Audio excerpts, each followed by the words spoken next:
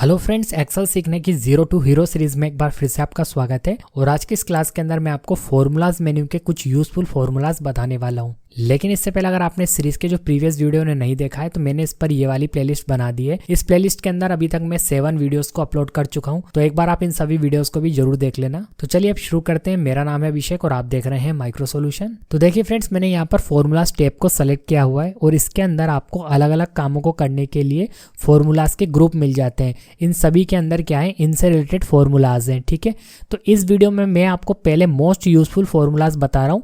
धीरे धीरे इसी सीरीज के अंदर मैं आपको और भी फॉर्मूलाज बताते जाऊंगा। तो यहाँ पर मैं जो सबसे पहला फॉर्मूला आपको यूज करके दिखाऊंगा, उसके लिए मैंने यहाँ पर एक टेबल बना रखी है जो कि है मंथली सेल्स रिपोर्ट। और इसके अंदर मैंने कुछ प्रोडक्ट्स लिए हुए हैं, उनकी सेल्स है और किस डेट को कितनी सेल हुई वो मैंने यहाँ पर लिख रखा है। ठीक है, अब मैं आपको क्या दिखाने वाला हूँ वो ध्यान से देखना। अभी देखिए, अगर मैं इन सभी सेल्स का क्या करता हूँ, यहाँ पर टोटल लगाता हूँ। यहाँ पर टोटल का फॉर्मूला तो आपको पता ही है, जैसे मैंने यहाँ पर लगाया इक्वल सम, ध्यान से देखना आप। और इन सभी का मुझे टोटल चाहिए, मैं यहाँ से सेलेक्ट कर लेता हूँ, कहाँ तक, यहाँ तक। और यहाँ पर मैं ब्रैकेट को क्लोज कर देता हूँ और एंटर कर देता हूँ। तो यहाँ आप देखेंगे कि टोटल आ गया है सेल्स का। ओके, अब मैं अगर इसको फिल्टर करके देखता हूँ, जैसे देखिए मैं इस पर अभी फिल्टर अप्लाई करके दिखाता हूँ आपको। तो मैं होम में गया और यहाँ पर शॉर्ट एंड फिल्टर है, इस पर क्लिक करता हूँ और यहाँ से मैं फिल्टर सेलेक्ट कर लेता हूँ। तो यहाँ पर देखिए फिल्टर अप्लाई हो गया है। अब मैं यहाँ पर प्रोडक्ट्स को फिल्टर करके देखूंगा। तो यहाँ पर मैंने कोने पर क्लिक करा और यहाँ पर मैं देखना चाहता हूँ कि जो टोटल कूलिंग पैड्स हैं वो कितने सेल हुए हैं। तो मैं यहाँ से सेलेक्ट ऑल हटाऊंगा और केवल कूलिंग पैड को सेलेक्ट करूंगा और ओके कर दूंगा। तो यहाँ पर आप देखेंगे कि कूलिंग पैड जितने भी सेल हुए हैं वो सामने आ चुके हैं। ठीक है, तो यहाँ पर आप नोटिस करेंगे कि फिल्टर के बाद जो मैंने नॉर्मल टोटल लगाया था वो टोटल चेंज नहीं हुआ है, जबकि यहाँ पर फिल्टर अप्लाई होने के बाद अगर आप चाहते हैं कि यहाँ जो केवल वैल्यूज आई हैं फिल्टर के बाद उन्हीं का टोटल आए, तो यहाँ पर नॉर्मल वाले सम से नहीं होगा। नॉर्मल वाला सम पूरी टेबल पर काम करता है। तो इसके लिए फिर आपको टोटल को सब टोटल फॉर्मूला के साथ यूज करना पड़ेगा। तो यहाँ पर आप देख रहे हैं नीचे मैंने सब टोटल भी लगा रखा है और यहाँ पर चेंजेस हो गया है। यहाँ पर फिल्टर होने के बाद जो वैल्यूज आई हैं केवल उन्हीं का टोटल हुआ है, जबकि ऊपर नॉर्मल वाला सम है और नीचे जो सम किया गया है वो है सब टोटल फॉर्मूला के साथ। तो यहाँ पर मैं आपको यही बताने वाला हूँ कि ये वाला फॉर्मूला कब लगाते हैं और इस फॉर्मूले की जरूरत आपको कब पड़ेगी, जब आप फिल्टर होने के बाद वैल्यूज जो सामने आई है उनका टोटल देखना चाहेंगे तब। तो यहाँ पर इस काम को कैसे करेंगे, इस फॉर्मूले से करेंगे। और फॉर्मूला कौन सा, सब टोटल। तो सबसे पहले इसको अप्लाई करने के लिए इक्वल लगाना है, फिर आपको यहाँ पर टाइप करना है। देखो मैं यहाँ पर टाइप करता हूँ सब टोटल। ठीक है, और मैं यहाँ से टैब दबा दूंगा। अब देखिए सब टोटल के अंदर आप बहुत सारे फॉर्मूलाज को यूज कर सकते हैं। जैसे देखिए यहाँ पर अगर आप एवरेज यूज करना चाहते हैं, हम एवरेज यूज कर सकते हैं, काउंट कर सकते हैं। ठीक है, मैक्सिमम, मिनिमम, बहुत सारे फॉर्मूला यूज कर सकते हैं। फिलहाल अभी मैं यूज करूंगा सम वाला फॉर्मूला, सब टोटल के अंदर सम वाला फॉर्मूला। तो उसका जो नंबर है वो है 9। तो यहाँ से मैं 9 सेलेक्ट कर लूंगा। आपको जो भी फॉर्मूला सब टोटल के अंदर यूज करना है उसका आपको नंबर सेलेक्ट करना होगा। तो यहाँ से मैंने 9 सेलेक्ट कर लिया है। उसके बाद मैं लगाऊंगा एक कोमा। इसके बाद देखिए हमें उस पूरे कॉलम के डेटा को सेलेक्ट करना है जिसका हमें टोटल निकालना है। तो यहाँ पर हमें सेल्स का टोटल चाहिए फिल्टर होने के बाद, बट हमें एक बार इस फिल्टर को हटाना पड़ेगा और पूरा सेलेक्ट करना पड़ेगा। तो उसके लिए काम करते हैं, पहले तो फिल्टर को हटा देते हैं। तो सेलेक्ट ऑल करता हूँ, फिल्टर हटा देता हूँ और अब मैं दोबारा से यहाँ पर फॉर्मूला अप्लाई कर लेता हूँ। फटाफट से इक्वल लगाता हूँ, यहाँ पर टाइप करता हूँ मैं और यहाँ पर मैं 9 सेलेक्ट कर लेता हूँ और एक कोमा लगाता हूँ नीचे। और अब यहाँ पर मैं पूरी सेल्स को सेलेक्ट कर लेता हूँ। ठीक है, जितनी भी सेल हुई है इनकी वैल्यूज़ को मैंने यहाँ पर सेलेक्ट कर लिया है और अब मैं ब्रैकेट को क्लोज करूँगा और एंटर कर दूंगा। तो यहाँ पर जब मैं फिल्टर करूँगा तो उसके बाद जो डेटा है ना वो दिखाई देगा टोटल होकर यहाँ पर। तो चलो हम फिल्टर करते हैं एक बार। यहाँ से सेलेक्ट ऑल हटाता हूँ और यहाँ पर मैं कीबोर्ड सेलेक्ट कर लेता हूँ और ओके कर देता हूँ। तो यहाँ पर आप देखेंगे कि जो कीबोर्ड की टोटल सेल हुई है वो यहाँ पर दिखाई दे गई है। सब टोटल फॉर्मूला के अंदर मैंने सम वाला फॉर्मूला यूज कर लिया, उससे ऐसा हुआ है। फिल्टर होने के बाद जो डेटा सामने आता है उसका टोटल आप कर सकते हैं। ठीक है, अब देखिए फ्रेंड्स, एक इंपॉर्टेंट बात और मैं आपको बताना चाहूंगा कि जो फॉर्मूलाज मेन्यू इसके अंदर जितने भी फॉर्मूलाज हैं इन्हें आप क्लिक करके भी सेलेक्ट कर सकते हैं। दूसरा आप टाइप करके भी सेलेक्ट कर सकते हैं, जैसा कि मैं कर रहा हूँ टाइप करके सेलेक्ट करने से हमें याद रहता है फॉर्मूला। अब यहाँ पर जो नेक्स्ट फॉर्मूला है वो है हमारा काउंट इफ।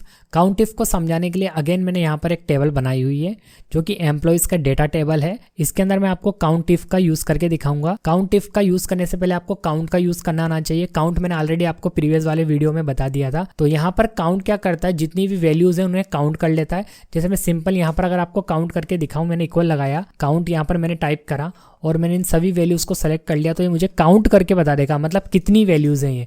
तो टोटल 5 वैल्यूज है, 1 2 3 4 5। तो यहाँ पर इसने मुझे काउंट करके दिखा दिया। अब मैं काउंट वाले फॉर्मूला के साथ यूज करूंगा इफ का, यानी हम किसी कंडीशन पर काउंट करवा सकते हैं। जैसे देखिए, मान लो ये एक बहुत बड़ी टेबल होती, अभी तो मेरे पास इस टेबल में केवल 5 ही रिकॉर्ड है, लेकिन जब ये एक बहुत बड़ी टेबल होती तो उसमें से मुझे इस तरह से अगर फिल्टर करना हो कि ऐसे कितने एम्प्लॉई है जिनकी सैलरी 10,000 से ज़्यादा है, तो मुझे ऐसे एक एक करके चेक करना पड़ता। लेकिन अगर हमारे पास काउंट इफ है तो हम उससे कुछ इस तरीके से एक फॉर्मूला को लगा सकते हैं और उसके बाद हमें फिल्टर करना बहुत ही ज़्यादा ईजी हो जाएगा। जैसे देखिए, मैंने यहाँ पर लगा रखा है।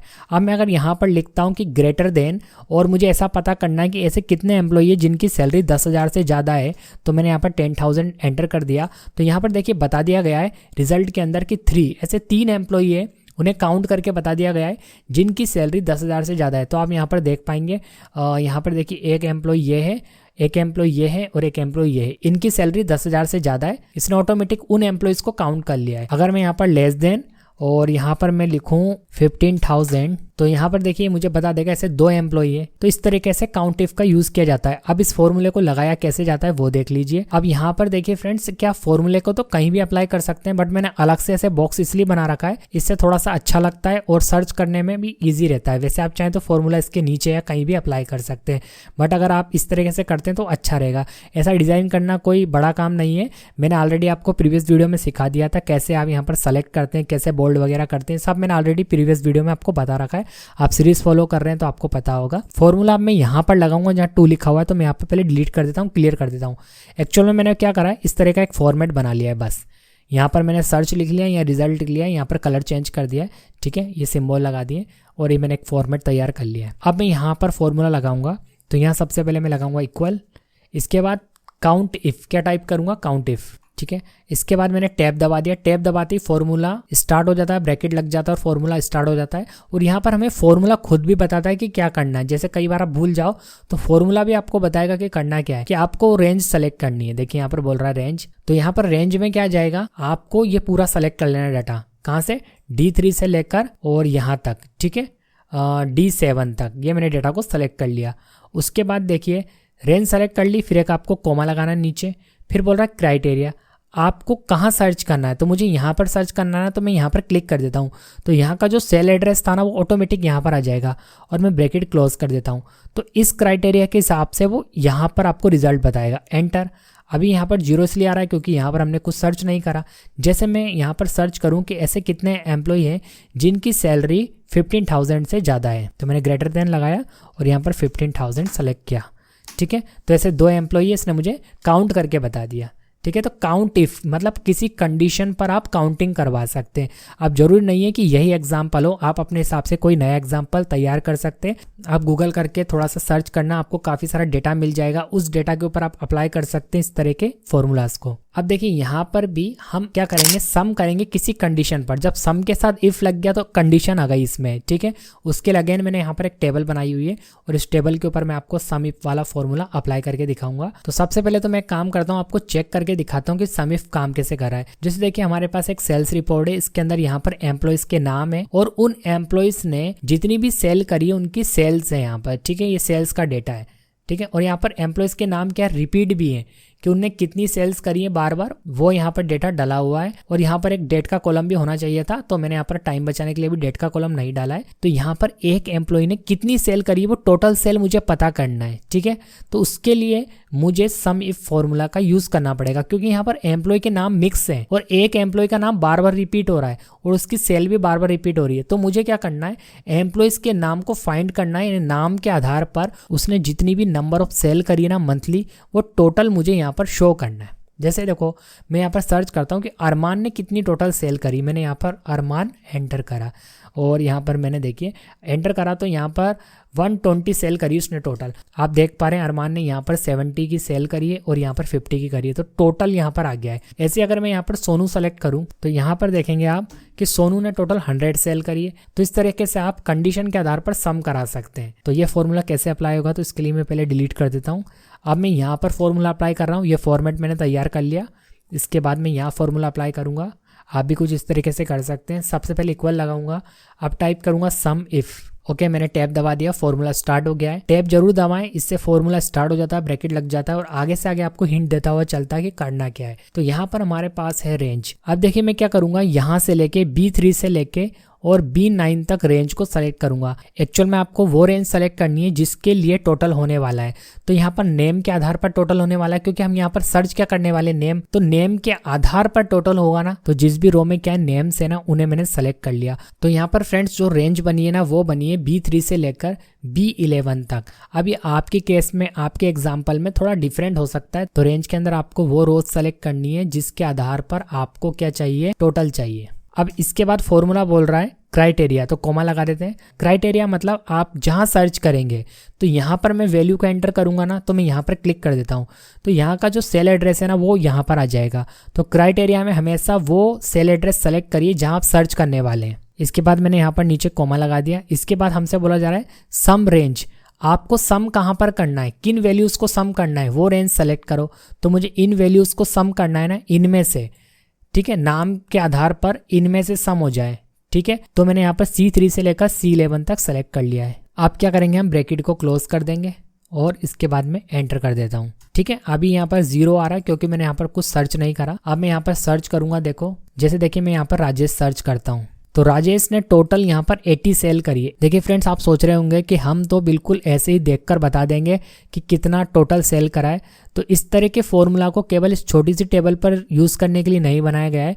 जब डेटा बहुत ज़्यादा होता है टेबल के अंदर, जब हम मैनुअली ऐसे देखकर ऐड नहीं कर पाते, उस समय इस तरह के फॉर्मूलाज को अप्लाई किया जाता है। ओके, तो जब आप किसी कंपनी में काम करेंगे तो वहाँ पर आपको बहुत ज़्यादा लार्ज डाटा के ऊपर काम करना होगा, तब इन सभी फॉर्मूलाज की जरूरत पड़ती है। इसके बाद देखिए फ्रेंड्स, यहाँ पर जो नेक्स्ट फॉर्मूला है वो है वी लुकअप। और वी लुकअप फॉर्मूला को समझाने के लिए मैंने यहाँ पर एक टेबल बनाई हुई है। पहले समझिए आप कि वी लुकअप फॉर्मूला का यूज़ कब करते हैं, जब आपके पास एक बहुत ज़्यादा हेवी डेटा हो और उस डेटा में से आपको किसी पर्टिकुलर कीवर्ड के आधार पर उससे रिलेटेड कोई इन्फॉर्मेशन चाहिए, तब आप वी लुकअप का यूज़ कर सकते हैं। जैसे मैं आपको एक एग्जांपल देना चाहूँगा कि मान लो आपके पास कोई स्टोर है, उस स्टोर में आपके पास बहुत सारे प्रोडक्ट हैं। आपके पास एक एक्सेल शीट में आपके स्टोर में जितने भी प्रोडक्ट हैं उन सब की एंट्री करके रखी हुई है, प्रोडक्ट आईडी है और उनकी प्राइस लिखी हुई है। तो आप एक्सेल शीट के अंदर इस फॉर्मूले को लगाकर सिर्फ प्रोडक्ट आईडी डालकर उसकी प्राइस चेक कर सकते हैं। अब मान लीजिए कि आपके स्टोर में हज़ारों प्रोडक्ट है और आपके पास कोई कस्टमर आता है और वो आपसे पूछता है कि इस फलाने प्रोडक्ट की क्या प्राइस है, तो जस्ट आपको अपना एक्सेल ओपन करना है और उसके अंदर अगर आपने वी लुकअप फॉर्मूला लगा रखा है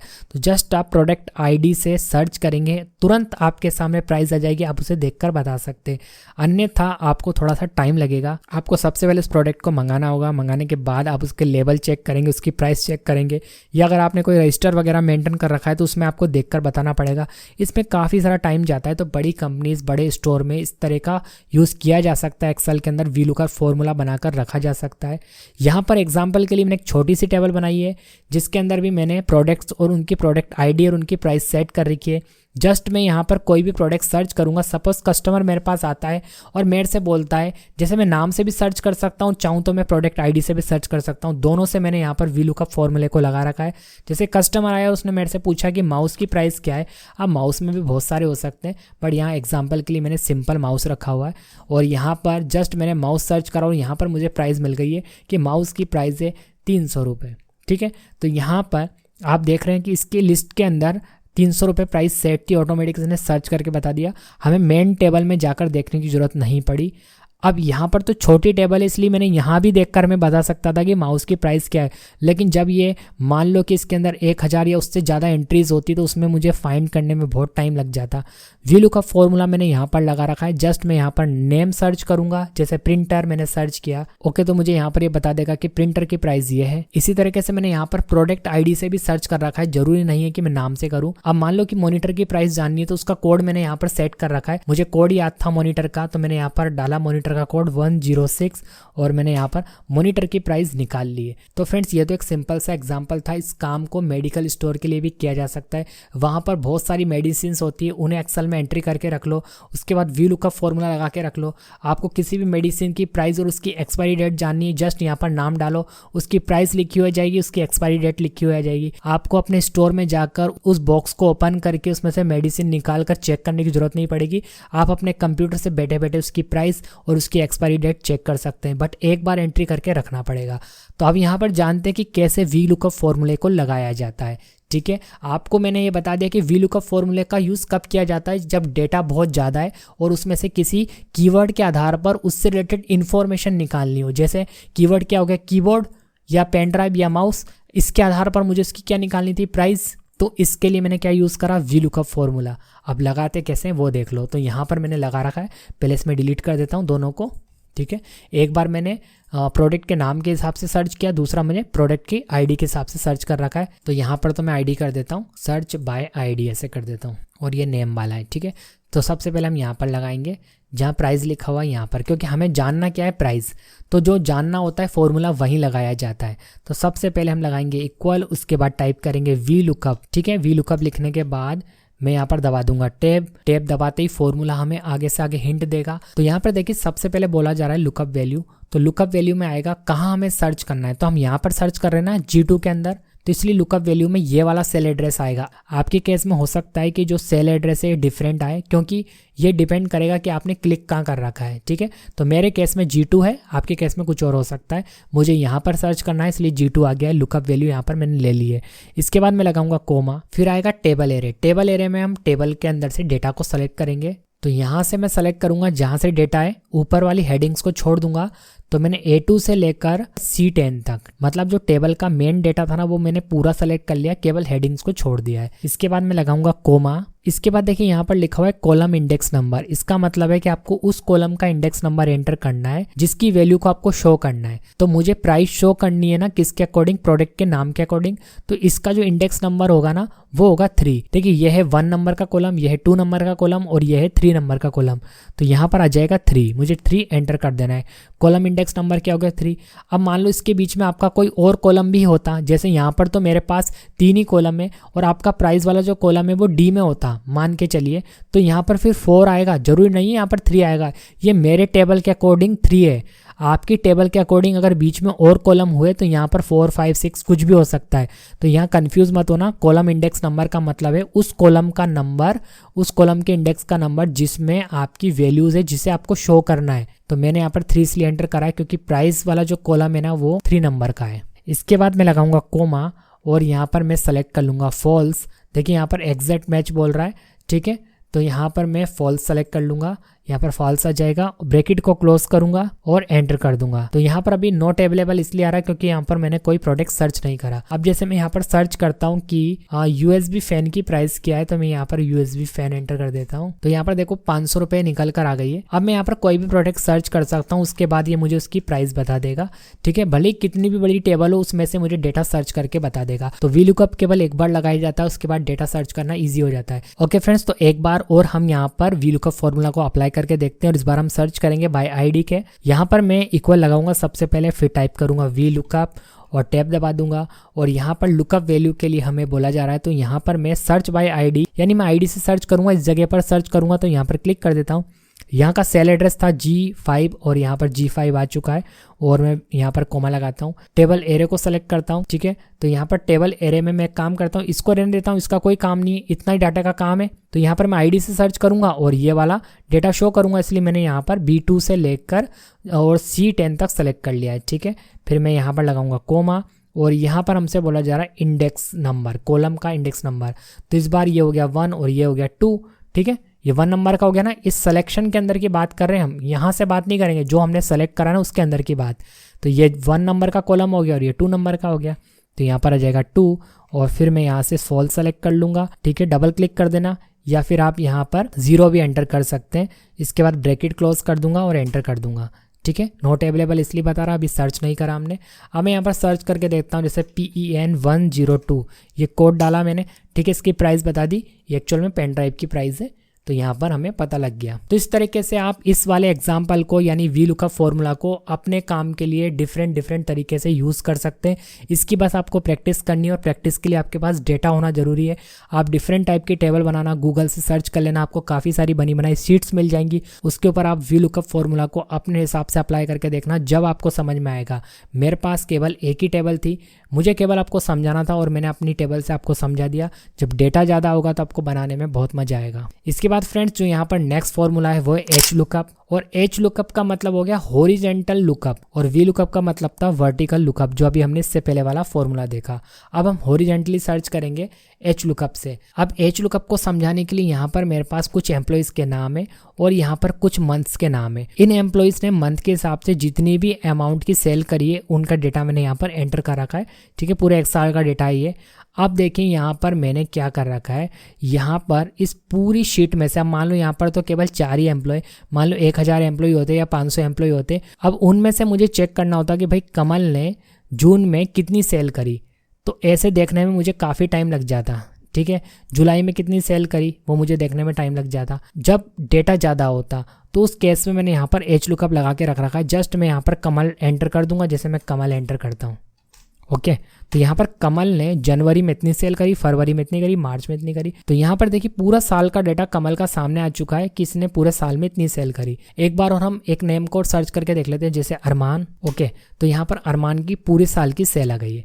अब कर क्या रहे हम, इस मेन टेबल में से नेम यहाँ एंटर कर रहे हैं और उसके हिसाब से यहाँ पे डेटा आ रहा है। तो इसे डिलीट कर देते हैं एक तो, ठीक है। और यहाँ पर मैं केवल जनवरी का डेटा डिलीट कर रहा हूँ। अब देखिए यहाँ पर भी मैंने फॉर्मूला लगा रखा है, तो यहाँ पर आपको एक बार सभी के नीचे फॉर्मूला लगाना पड़ेगा, उसके बाद तो आप केवल सर्च कर सकते हैं। तो एक बार मैं यहाँ पर आपको जनवरी के लिए HLOOKUP फॉर्मूला लगाकर दिखा देता हूँ। बाकी मंथ्स के लिए भी कुछ इसी तरीके से लगाया गया है। तो यहाँ पर सबसे पहले मैं लगाऊंगा इक्वल, फिर टाइप करूंगा HLOOKUP और टैब दबा दूंगा। फॉर्मूला हिंट देगा मुझे, यहाँ पर बोला जा रहा है लुकअप वैल्यू। तो कहाँ सर्च कर रहा हूँ मैं, यहाँ पर। तो यहाँ पर मैं क्लिक कर देता हूँ। आपके केस में हो सकता है यहाँ पर सेल एड्रेस कुछ और आए, आप जहाँ क्लिक करेंगे वहाँ का सेल एड्रेस आ जाएगा, फिर आपको सर्च भी वहीं करना पड़ेगा। तो मैंने एक बार ये वाला फॉर्मेट बना लिया था। ये सब ब्लैंक थे, नीचे केवल यहाँ पर एम्प्लॉय लिखा हुआ था और यहाँ पर मंथ्स लिखे हुए थे, और नीचे यहाँ पर ऐसे ब्लैंक था। यहाँ तो फॉर्मूला अप्लाई कर रखा है मैंने। तो यहाँ जो मैं फॉर्मूला अप्लाई कर रहा हूँ वही इन सभी के नीचे अप्लाई है। तो यहाँ आ गया है हमारा सेल एड्रेस यानी लुकअप वैल्यू। उसके बाद मैं लगाऊंगा नीचे कोमा। उसके बाद देखिए हमें सेलेक्ट करना है यहाँ पर टेबल एरे को, ठीक है। टेबल एरे में क्या आएगा, पूरा डेटा आएगा। A1 से लेके मैंने यहाँ तक पूरा सेलेक्ट कर लिया, कहाँ तक, नीचे तक पूरा टेबल का डेटा सेलेक्ट कर लिया, ठीक है। किसके अंदर आ गया ये, टेबल एरे के अंदर, मतलब टेबल का डेटा। इसके बाद मैं लगाऊंगा वापस से कोमा। यहाँ आप नीचे यहाँ पर देखना, ठीक है। इस जगह मैं फॉर्मूला अप्लाई कर रहा हूँ। सबसे पहले लुकअप वैल्यू में जाम सर्च कर रहे हैं वो आ गया है। उसके बाद मैंने पूरे टेबल को सेलेक्ट कर लिया है। इसके बाद मैं कोमा लगा चुका हूँ। अब यहाँ पर हमें बोला जा रहा है रो इंडेक्स नंबर। अब रो का इंडेक्स नंबर हमें यहाँ पर एंटर करना पड़ेगा। एक्चुअल में हम क्या कर रहे हैं, जनवरी का डेटा देखना चाह रहे हैं, तो जनवरी का इंडेक्स नंबर क्या है, ठीक है। रो वाइज इंडेक्स नंबर, पहले देखिए हम VLOOKUP में कॉलम वाइज इंडेक्स नंबर डाल रहे थे, HLOOKUP में रो वाइज इंडेक्स नंबर डालेंगे। तो जनवरी का जो इंडेक्स नंबर बनता है यहाँ से 2 नंबर का बनता है। देखिए 1 नंबर का तो ये है ना रो, और 2 नंबर की रो ये जनवरी वाली है। तो यहाँ पर इसका जो इंडेक्स नंबर बनेगा वो है 2, ठीक है। इसके बाद यहाँ पर कोमा लगाना है। आप चाहो तो डबल क्लिक करके फॉल्स सेलेक्ट कर सकते हो, या फिर आप 0 भी एंटर कर सकते हो, इसका मतलब ही फॉल्स ही होता है। ऐसे आप VLOOKUP में भी 0 सेलेक्ट कर सकते हो। फिर मैंने यहाँ पर ब्रैकेट को क्लोज कर दिया और अब मैं एंटर कर दूंगा, ठीक है। अभी तो नॉट अवेलेबल आ रहा है। अब मैं यहाँ पर किसी भी एम्प्लॉय का डेटा अगर देखना चाहता हूँ पूरे साल का, तो उसका नाम देना है। जैसे मुझे सुनील का पूरे साल का डेटा देखना है, मैंने यहाँ पर सुनील एंटर करा, ठीक है। फॉर्मूला केवल एक बार अप्लाई करा था सभी मंथ के लिए। तो यहाँ पर देखिए पूरा साल का डेटा आ चुका है। अब देखिए यहाँ भी मैंने HLOOKUP लगा रखा है, यहाँ भी HLOOKUP लगा रखा है, बट थोड़ा सा चेंजेस है। देखो मैं डबल क्लिक करके दिखाता हूँ आपको। यहाँ पर लिखा आ रहा है लुकअप वैल्यू, तो लुकअप वैल्यू तो यही आएगी। हम हर बार एम्प्लॉय का नाम कहाँ सर्च कर रहे हैं, यहीं A16 यही रहेगा। इसके बाद जो टेबल एरे है, टेबल एरे भी पूरी वही रहेगी, इसी टेबल में से डेटा सेलेक्ट हो रहा है। तो यहाँ पर देखो A1 से E13 यही रहने वाला है।